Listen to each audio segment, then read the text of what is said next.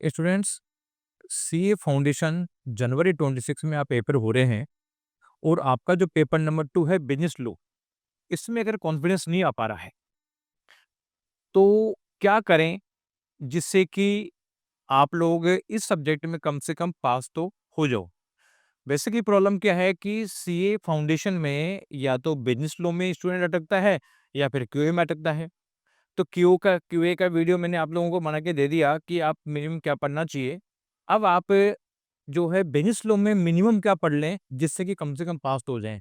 देखो क्या है, सबसे इम्पोर्टेंट चीज़ है कि आपने कितना मीटर पढ़ लिया वो इम्पोर्टेंट नहीं है। आप इम्पोर्टेंट इस चीज़ का है कि आप जो मैटर पढ़ रहे हो उसमें से कितना पार्ट आपका रिटेन हो रहा है, और वो रिटेन जब होगा जब आप बार-बार रिवाइज़ करोगे।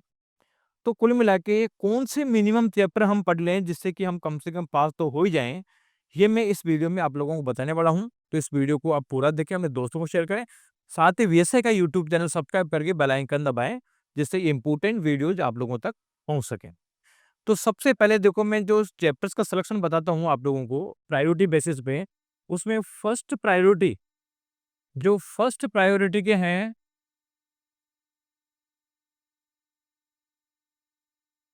इसमें आपका चैप्टर नंबर 2 है, ये है कॉन्ट्रैक्ट।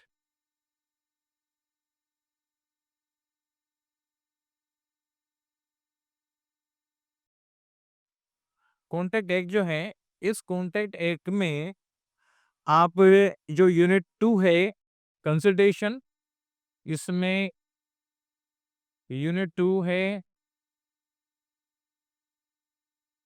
कंसल्टेशन है, और यूनिट 3 है एसेंशियल एलिमेंट्स।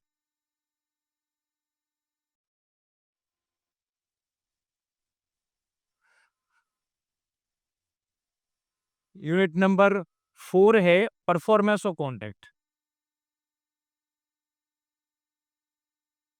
परफॉर्मेंस यानी ये जो 3 चैप्टर हैं, इन 3 चैप्टरों का वेटेज हम बात करें तो लगभग इसमें से 6 यानी लगभग 18 मार्क्स का वेटेज इसमें पूछते हैं। कभी किसी में कम, किसी में थोड़ा ज़्यादा हो सकता है, लेकिन 18 मार्क्स का आने की पॉसिबिलिटी इसमें होती है।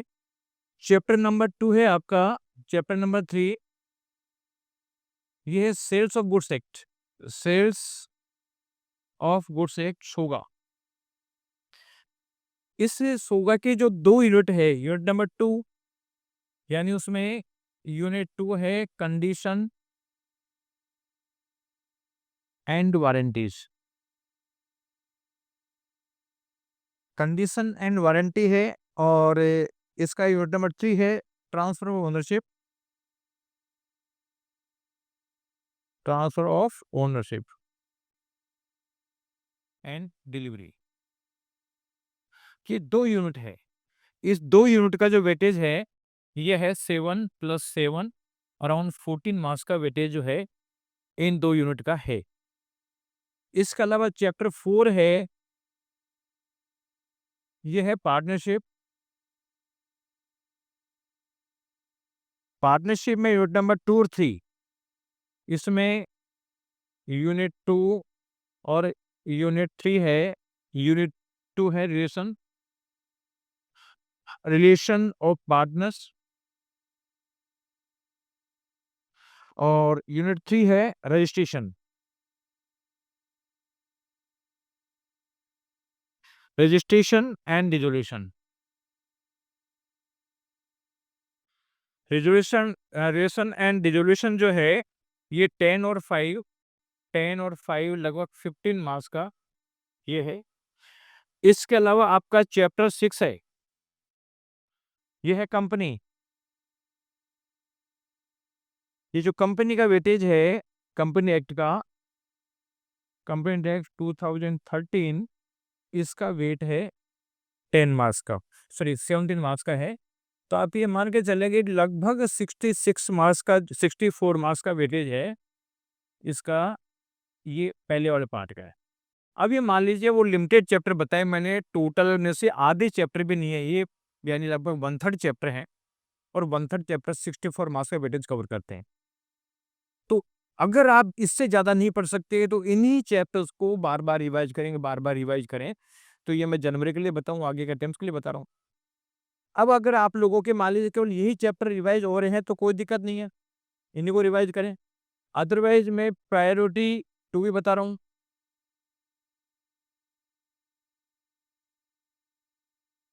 प्रायोरिटी सेकंड, इसमें कौन-कौन से चैप्टर आपके आते हैं? अगर ये कर लेते हो और फिर लगता है कि यार मेरे पास टाइम है, जबकि बता रहा हूँ मैं।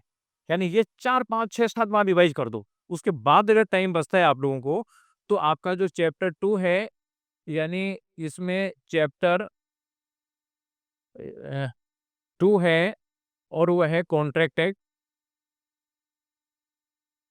और इसका यूनिट नंबर 1 है, इसका यूनिट 1 है नेचर ऑफ कॉन्ट्रैक्ट। इसके अलावा इसमें यूनिट नंबर 1 है nature of contract, unit number 6 है, वो है कंटीजेंट और कॉस्ट कॉन्ट्रैक्ट, और यूनिट 7 है, वो है इंडेमनिटी एंड गारंटी, और इसके अलावा 8 है बेलमेंट एंड प्लेस। इसके अलावा यूनिट नंबर 9 है एजेंसी। ये जो कॉन्ट्रैक्ट डेट के चैप्टर हैं, ये है 5, 4, 4, 4, 5, यानी हो गया 23 मार्क्स का वेटेज जो है ये सेकंड प्रायोरिटी पे है। इसके अलावा चैप्टर 3 और जो है आपका सेल्स ऑफ गुड्स एक्ट, इसका यूनिट 4 है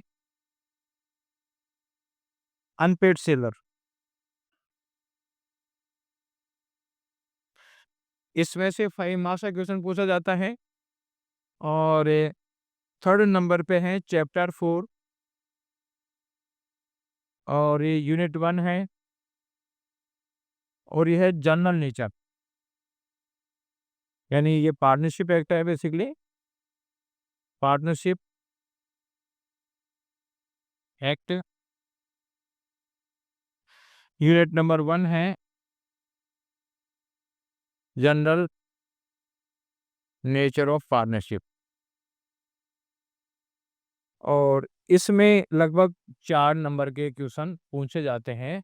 तो आप ये मान के चलें कि लगभग 31 मार्क्स का जो क्वेश्चन है इसमें से पूछ जाते हैं।